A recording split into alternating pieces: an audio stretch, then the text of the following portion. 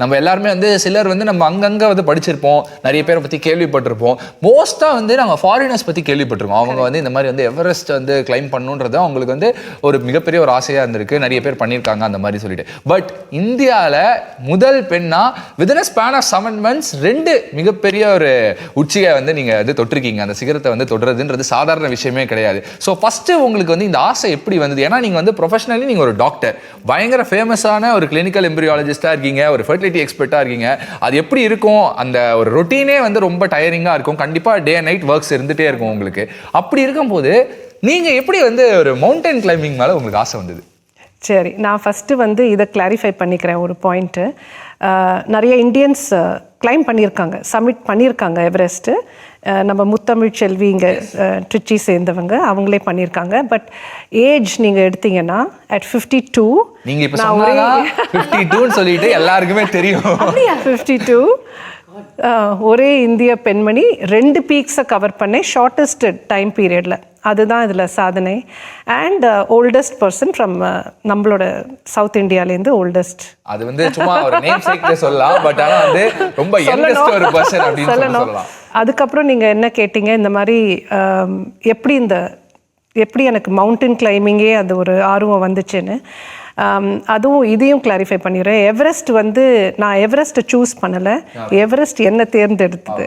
Because அதில் நிறையா peaks இருக்குது. ஆனால் எல்லாருக்கும் சின்ன வயசுலேருந்து தெரிஞ்சது மிகப்பெரிய டாலஸ்ட் பீக்குங்கிறது எவரெஸ்ட் தான். பட் அதை தவிர 13 பீக்ஸ் இருக்குது, டாலஸ்ட் பீக்ஸ் இந்த வேர்ல்டுன்னு சொல்லுவாங்க. ஸோ அதில் சில நேம்ஸ் எல்லாம் எனக்கு ரொம்ப ஆசை, கிளைம் பண்ணோன்னு ஒரு ஆசை. பட் அது என்ன ஆயிடுச்சுன்னா, அந்த ஃபஸ்ட்டு மவுண்டன் நான் மானஸ்லூன்னு ஏறினது வந்து மவுண்டன் ஆஃப் ஸ்பிரிட்டு. அண்ட் அது ஒரு யாத்திரை மாதிரி.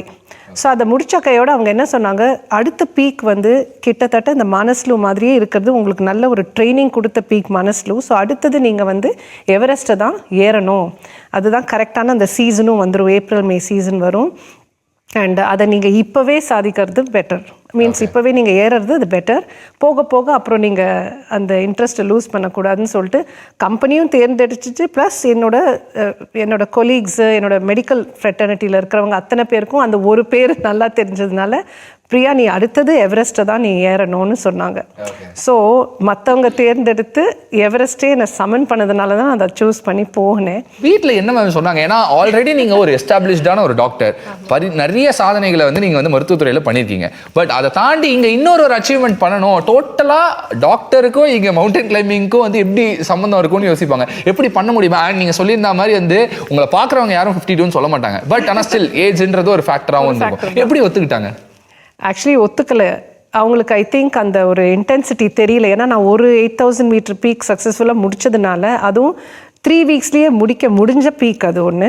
ஸோ திரும்பி வந்தேன், நல்லா தான் இருந்ததுனால அவங்க வந்து சரி எவரெஸ்ட் அப்படின்னு கேஷுவலாக எடுத்துக்கிட்டாங்க. அங்கே போய் சில அனுபவங்கள்லாம் கேள்விப்பட்டு அந்த அந்த தே குட் நாட் கம்யூனிகேட். அந்த டேஸில் தான் ரொம்ப கஷ்டப்பட்டாங்க.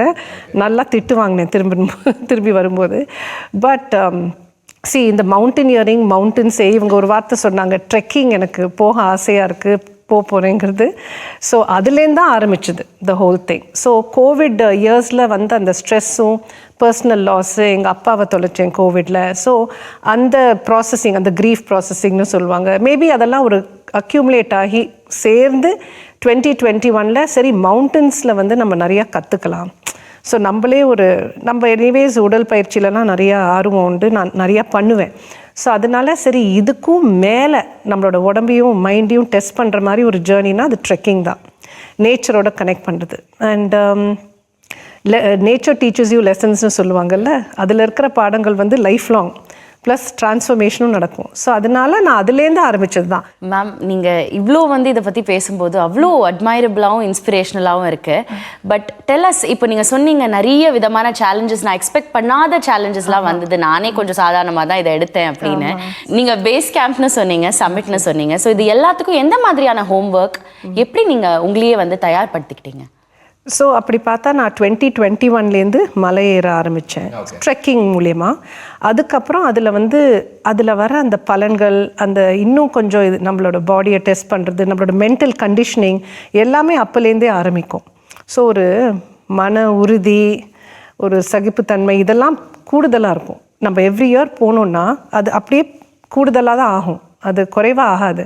அதுக்கான அஃப்கோர்ஸ் ட்ரைனிங் எடுக்கணும், உடல் பயிற்சி இருக்கணும், ஸ்ட்ரென்த் ட்ரைனிங் வேணும், கார்டியோவாஸ்குலர் என்டியூரன்ஸ் வேணும். ஸோ அதுக்கெல்லாம் வந்து அவங்களே அந்த கம்பெனி ஆர்கனைஸ் பண்ணுறவங்களே சொல்லுவாங்க, அட்லீஸ்ட் மினிமம் ஒரு பெரிய பீக் ஏறணும்னா அட்லீஸ்ட் 1 year, மினிமம் 6 months.